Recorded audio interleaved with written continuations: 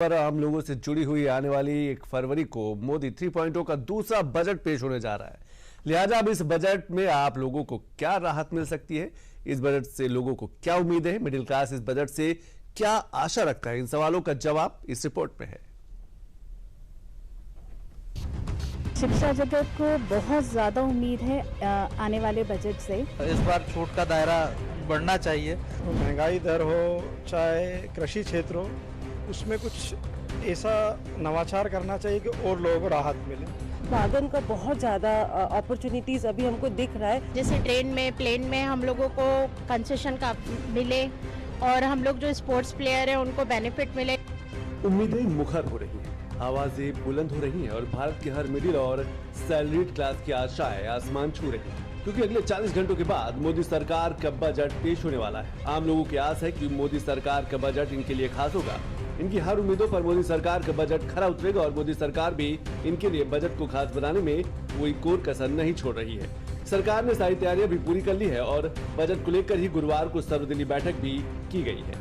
Statement, suggestions, observations को हमने note किया है।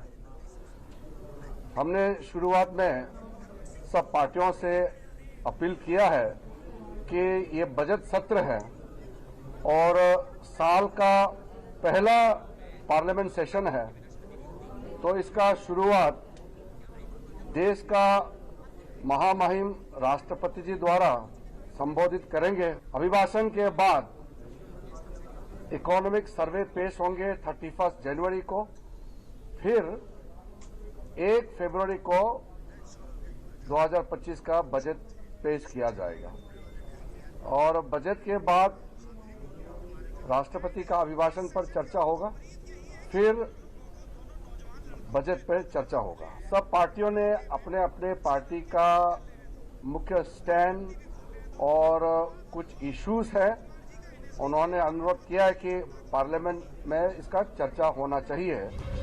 संसद के बजट सत्र की शुरुआत 31 जनवरी को पार्लियामेंट के ज्वाइंट सेशन में राष्ट्रपति द्रौपदी मुर्मू के अभिभाषण से होगी और फिर अगले दिन यानी 1 फरवरी को आम बजट पेश किया जाएगा। फिर सोमवार से लोकसभा और राज्यसभा में राष्ट्रपति के अभिभाषण पर चर्चा शुरू हो जाएगी। अब एक बार आप पहले बजट का कार्यक्रम समझ लीजिए, तब इस बार बजट में क्या कुछ खास हो सकता है वो भी आपको बताते हैं। बजट सत्र 2 चरणों में होगा। पहला चरण 31 जनवरी से 13 फरवरी तक चलेगा। इसमें 9 बैठकें होंगी। पीएम मोदी 6 फरवरी को राज्यसभा में बहस का जवाब दे सकते हैं। इसके बाद दोनों सदन 13 फरवरी तक स्थगित हो जाएंगे। सत्र का दूसरा चरण 10 मार्च को शुरू होगा, जो 4 अप्रैल 2025 तक चलेगा।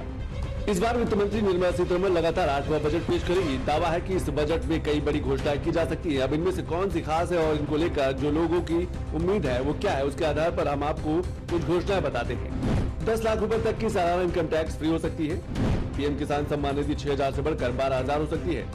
ग्रामीण इलाके के ग्रेजुएट युवाओं के लिए इंटर्नशिप का ऐलान हो सकता है। पेट्रोल डीजल की कीमत घट सकती है। सस्ते घर खरीदने की प्राइस लिमिट बढ़ सकती है। मोबाइल फोन सस्ते हो सकते हैं। देश का हर वर्ग, चाहे वो युवा हो, किसान हो, महिला हो या गरीब हो, सबको इस बजट से कई उम्मीदें हैं। सब अपनी अपनी सहूलत के हिसाब से आस लगाए बैठे हैं। अब एक बार आप आम इंसान की उम्मीदें क्या है वो भी सुन लीजिए। शिक्षा जगत को बहुत ज्यादा उम्मीद है आने वाले बजट से, तो हम तो सरकार से यही कहेंगे कि बजटरी एलोकेशन बढ़ाएं, जिससे इंडस्ट्रीज ज्यादा से ज्यादा स्टूडेंट्स को इंटर्नशिप दे पाएं, उनकी स्किल डेवलप हो।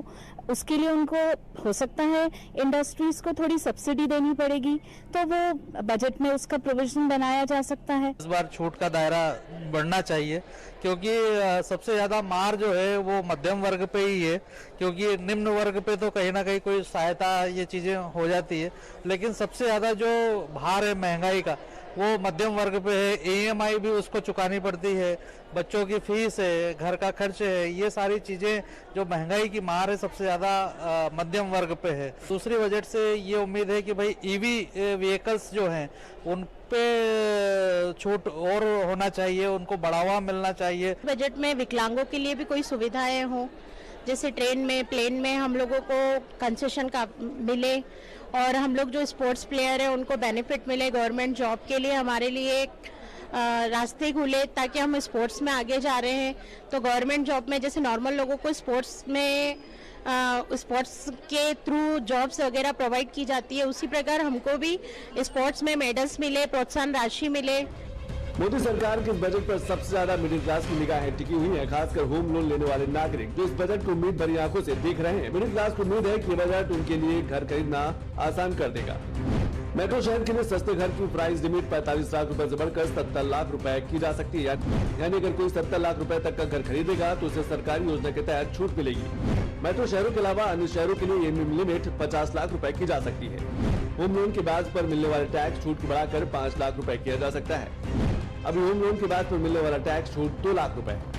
इनके अलावा देश भर के अर्थशास्त्री और इंडस्ट्री एक्सपर्ट भी 2025 के बजट से काफी उम्मीद लगाए बैठे हैं, जिससे इंफ्रास्ट्रक्चर, एग्रीकल्चर, एमएसएमईज और दूसरे जरूरी सेक्टर को तेजी से आगे बढ़ने की मदद मिल सकती है। खुद पीएम मोदी का फोकस विकसित भारत जैसे मिशन पर है, लिहाजा पीएम मोदी खुद उन सेक्टर्स पर फोकस कर रहे हैं जो भारत को आत्मनिर्भरता की तरफ ज्यादा ले जाए। लिहाजा इंफ्रास्ट्रक्चर जैसे सेक्टर को लेकर कई बड़े ऐलान हो सकते हैं। अब जो लोग नहीं समझते उन्हें आसान भाषा में ये भी समझा देते हैं। जिस तरह हमें अपने घर को चलाने के लिए एक बजट की जरूरत होती है, उसी तरह देश को चलाने के लिए बजट की जरूरत पड़ती है। हम अपने घर का जो बजट बनाते हैं वो आमतौर पर महीने भर का होता है, जिससे हम हिसाब किताब लगाते हैं कि इस महीने हमने कितना खर्च किया, कितना कमाया। इसी तरह से देश का बजट भी होता है, इसमें साल भर के खर्च और कमाई का लेखा जोखा होता है। फिलहाल लोगों की उम्मीदें 1 फरवरी को पेश होने वाले बजट से तो बहुत है। अब सरकार के बजट में इस बार क्या कुछ खास होगा और आम लोगों की उम्मीदों में कितना खरा उतरेगा, ये तो बजट पेश होने के बाद ही पता चलेगा।